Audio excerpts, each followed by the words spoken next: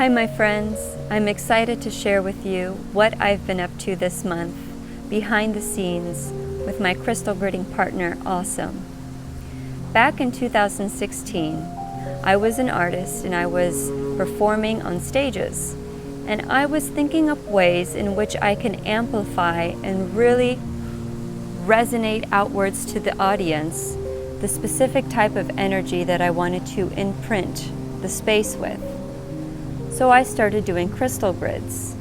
I shared this idea with a friend of mine who was one of the owners at 3 Points Music Festival in Miami, and he thought it would be a brilliant idea to crystal grid his stages so that all the artists that come from all over the world can perform and emit these types of ripples outwards through their own unique expression as well. A collaboration of sorts. So I'm going to share with you the preparation during the gridding ceremony and the after effect.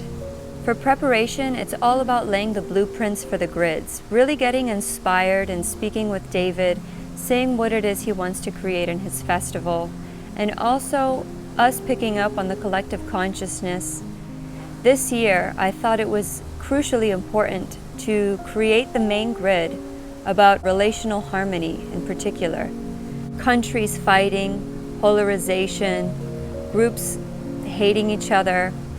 We have had many wars, being against one another, being an enemy, combative type of mentality. And we're seeing that play out in this world stage still today.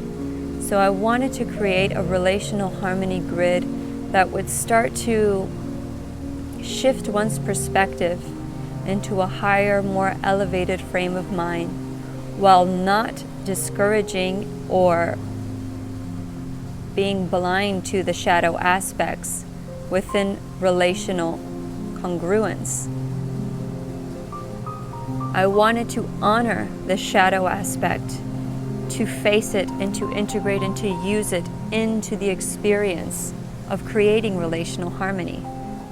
Preparation, my diet is very strict, meditation every day, many mantras, really putting yourself in a bubble, fine-tuning your resonance so that you are in a clear state of mind when you set the grids.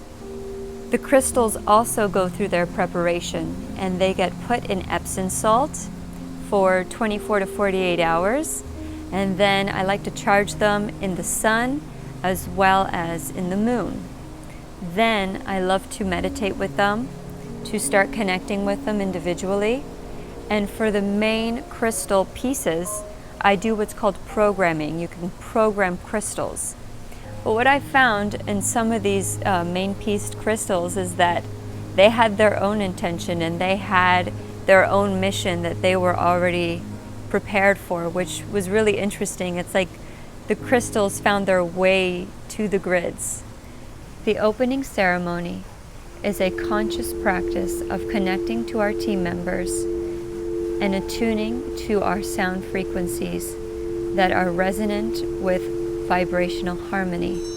We use crystal sound bowls, didgeridoos, and specific bells and chimes, which achieve a specific frequency that resonates throughout our body. This is also the time in which we get into deep meditation and set our intentions for the grids. Once this is achieved, we are ready to start. We climb under the stages.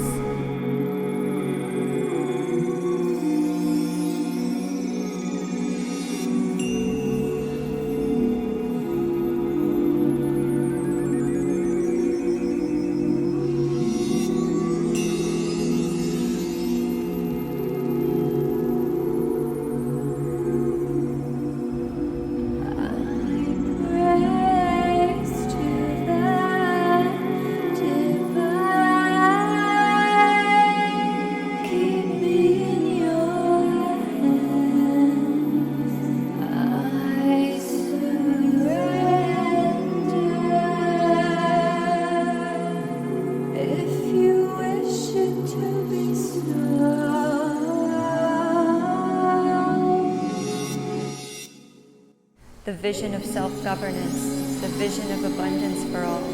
the vision of love, of community, of working together, of a healthy Mother Nature.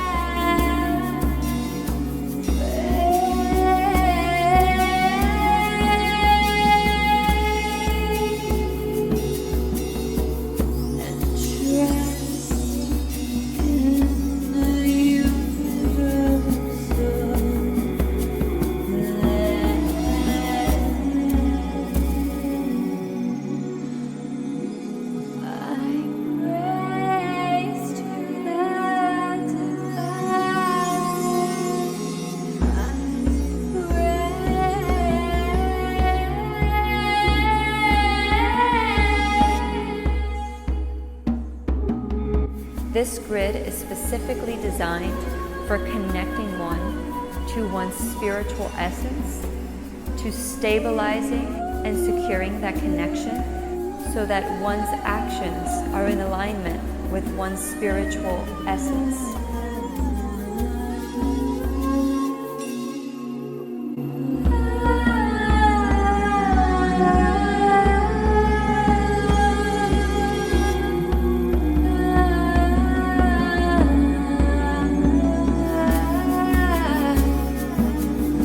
Grids can be used in home foundations, under your bed, in temples, sacred spaces, and many other locations where you wish to raise and fine-tune a specific energy frequency.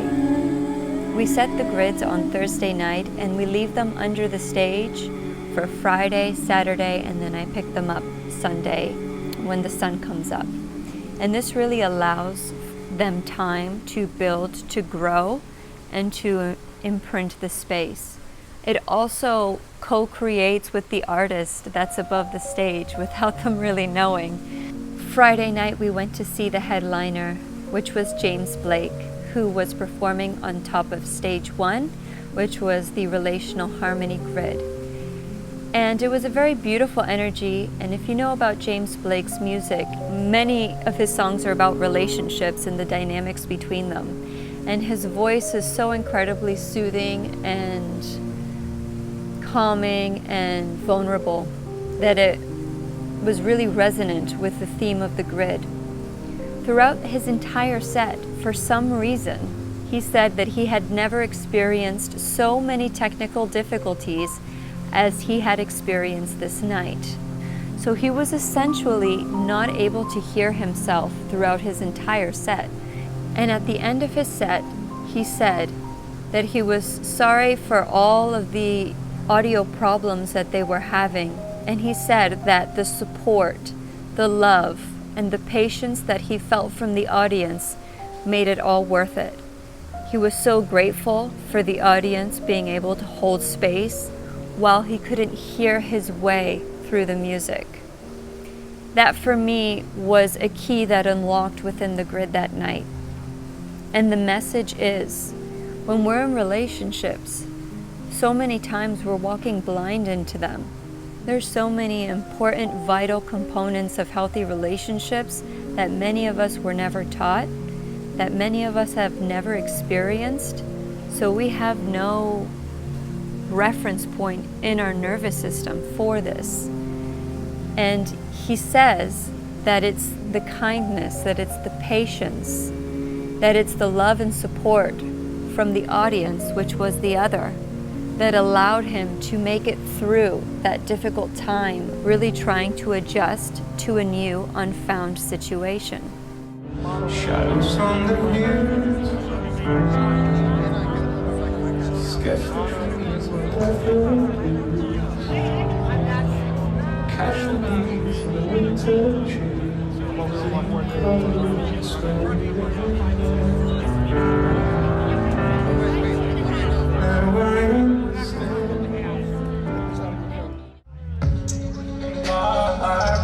I'm 1,000 miles from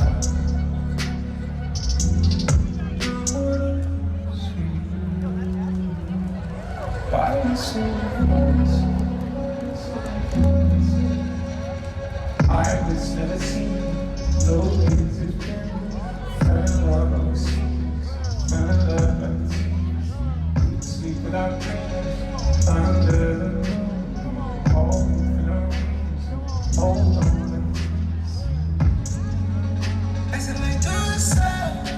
dancing like you're the same.